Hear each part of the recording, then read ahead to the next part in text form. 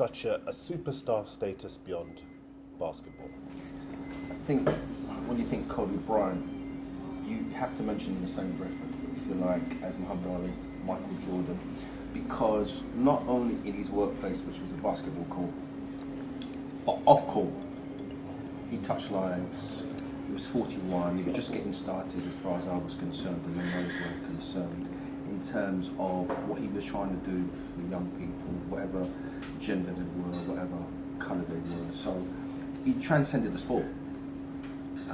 Obviously what he did on the court was absolutely superb, and the fact that people in my office certainly were having a debate about whether it was Jordan or Bryant that was the better of the two tells you the high esteem that Kobe was held in. But having retired a good few years ago now, he was doing his best, and sadly with his daughter Gianna as well, And 7 other people and as well. 7 other people to bring all of his experiences to bear.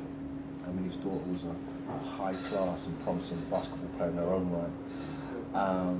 But the loss and the tributes that were paid meant that he just affected lives positively away from his place of work, which was obviously the basketball court.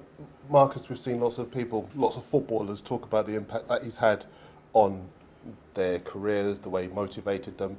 From a sportsman's perspective, why is he so revered within the game? I just think how he conducted himself on court, off the court. Obviously, you can see the tight bond he's got with his family, the importance of that. And for me, that relationship he had with his daughter, how he's kind of challenging her to be a great basketballer. Sadly, was cut short. But footballers tend to watch a lot of basketball. It's a different sport, obviously, from football, but they can engage with the sort of preparation, the mindset that you need, the determination, that focus. Massive loss to the game. Superstar. You've got to put him up there, as Rodney said. Muhammad Ali, all the greats of the game. Jordan, LeBron James will be in that same bracket as well. And people that play and live their life like he did, they will always have that legacy. What is his legacy, Troy? Well, he transcended the game, so he was more than just basketball. He's a human being who actually united people just through his style of play and manner. I wasn't really a basketball fan. I was a fan of his. And for me, there would have been many people in a similar situation to me that actually maybe didn't really pick up on basketball as such, but because of the man, the person, the human being, liked the individual, loved the individual. And we have these sports stars that come along every so often who transcend what they are in the industry and are so much more. And that's why his loss is global. It's more than just basketball. It's more than just sport. It's a global loss. And obviously the young people that were with him as well. It's a real tragic situation. Just looking across the papers, he dominated the front pages as well. What do we think of the way he's been treated, especially here in the UK, where basketball isn't well, you wouldn't say it's a major sport. Football appears to be our biggest sport, but he has dominated the front pages. Is that a testament to how big a star he was worldwide? Yeah, I mean, listen, the Premier League is the UK's version of the NBA, for the want of a better term. And while basketball in this country isn't at that level, obviously, lots of people, myself included, will watch a big game or watch basketball late at night, and he was key to that.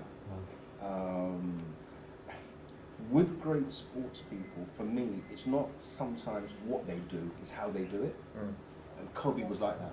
How did he do it? He did it with a certain quality, aka Messi, Ronaldo, stuff that made you sit at home, and if you were privileged enough to be on court, and say, did he really do that? And those are the sort of people that we will always remember. Why do I remember Ali?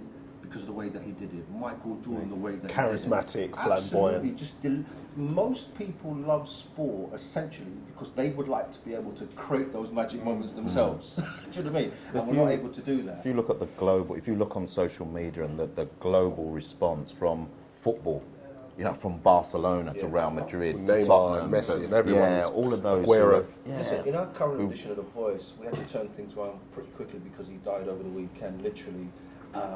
We had to turn things around, and that was no challenge. It was the way that we had to turn things around for Michael Jackson passing, Yeah. Whitney Houston, for example, and the tributes were coming from the likes of Whoopi Goldberg, Leonardo DiCaprio, Barack Obama.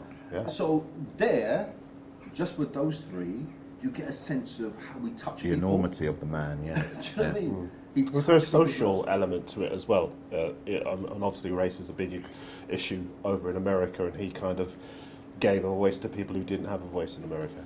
Yeah, without doubt, and that's another thing that all of us around this table know, that what sport does, it actually brings people together, doesn't it? For all the challenges that we sometimes have, essentially it does bring people together who wouldn't ordinarily want to talk or share time with each other. And in this particular subject, it's LA Lakers, 20 years of service, and not just ordinary service, 4th highest point scorer. And just ironically, LeBron only just overtook that record the other day.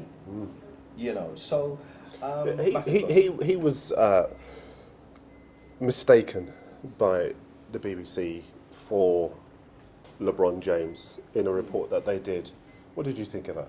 outrageous. That's only what I can say.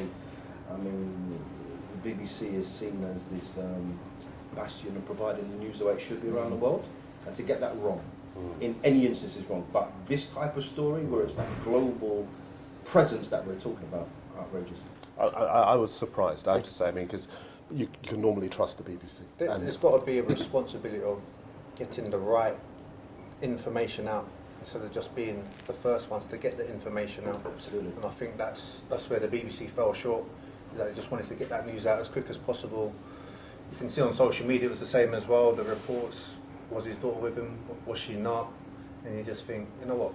Get the story right, get the truth out first, which is spot on, and then let that catch fire. Were you surprised by that? No. Why?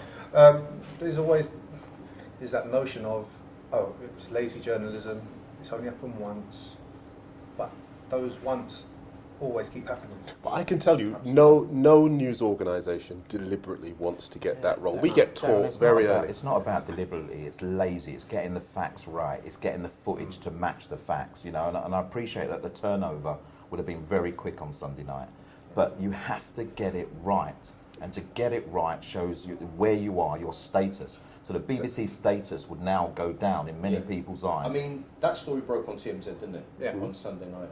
And I saw it and I thought, you know, what I've got to do, as you would with anybody, but even more so with this global icon that we're talking about, I can't replicate that information just based on that. So I then, other sources, I had to try. And I checked 2 or 3 others, and then I was able to do my own business. So it is checking. The world we live in, we all understand that news now is click of the finger stuff, but you still got to try and get your facts right. But that sounds like an honest mistake to me. I mean, I saw it, and okay, The everyone damage is and harm saying, that it does, though, Darren, is the issue for me. what Plus is the you can't damage? undo it either now. It's out there. Yeah. The mistake. The damage is to, and listen, it's an English press, but it's to immediate family. The damage is to all the people that are actually, you know, unbelievably taken aback by the incident that's happened, you know, want to get the news as it comes out, want to identify with this person who tragically has been taken away from us, and you're identifying him against another black, let's put it straight, another black basketball superstar. You know, we've seen many times that images have been put in newspapers or flagged up on social media where they're calling one name and it's the image of someone else. You know, Lukaku, Stormzy, you know, Wan-Bissaka when he was at Crystal Palace used to be every other black player but Wan-Bissaka. You know, and we can't continue to have this happening and while still supporting these outlets. Someone has to be held accountable. If we do something wrong in our industry, in our jobs, we will be held accountable for that, whether that's through whatever punishment that is or finally losing our jobs. You know, we're not asking for people to be losing their jobs, but we're asking for people to do the job correctly, particularly at a poignant moment that was. Why does it matter? It does matter. The Why? truth and information matters because it has such a detrimental effect. But not truth and information, that's a Yeah. given. Why does this issue that Troy is raising matter? This is an iconic figure, but you shouldn't have to be an iconic figure to get the Agreed. truth about you right. Yeah. But it makes it even worse that he is an iconic figure. If that happened here to, I don't know, say if it was Gaza, for instance, they would not get his picture wrong because the whole world knows it's Gaza. The whole British press would know it's Gazzo. This is an iconic human being that we've lost. That's gonna, it's gonna take some time for people to get over this, because it was so quick and shocking. It's going to affect people for a long time. Rodney? Yeah, got to agree with that. I think in the pursuit of social media and online, the facts sometimes get buried under speed, and speed means things can go wrong. So it was an innocent mistake. I have no reason to disagree with that, but still got to get your facts right. I agree. Rodney, have you ever used the wrong picture in all your time? How many years have you been at The Voice now? This will be my 20th year this year. 20 years We're at The having a Voice. celebration later on. Yeah, we'll celebrate later. No, 20 years at The Voice. Have you ever Within my seen the department, paper use the wrong picture? I'm sure Of- yeah, it has happened, yeah. So it is entirely likely that it could be an honest mistake. No doubt. Honest mistake, yeah. So you sympathise? I do sometimes, yeah.